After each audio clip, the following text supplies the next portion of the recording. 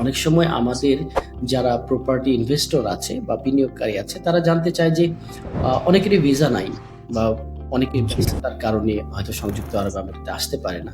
তো সেই ক্ষেত্রে তারা কি সংযুক্ত আরব আমিরাত বা দুবাইয়ে কোনো প্রপার্টি কিনতে পারবে কিনা হোম কান্ট্রিতে বসে? আচ্ছা। ধন্যবাদ প্রশ্নটি করার জন্য এবং এটি খুবই ভালো একটি প্রশ্ন। স্পেশালি যারা ইনভেস্টরস রয়েছে বা যারা বাংলাদেশি এক্সপ্যাটস রয়েছে বিভিন্ন দেশে বসবাস করছে। তো সংযুক্ত আরব আমিরাত বা দুবাইয়ের কথা আমি যদি বলি, দুবাইতে যে কেউ পৃথিবীর যেকোনো কর্নার থেকে বসে তারা ইনভেস্ট করতে পারবে এবং তারা যদি ফিউচারে এখানে থাকতেও চায়, গোল্ডেন ভিসা হোল্ড করার জন্য তারা প্রপার্টিতে ইনভেস্ট করতে পারবে আ দেশের বাইরে থেকে।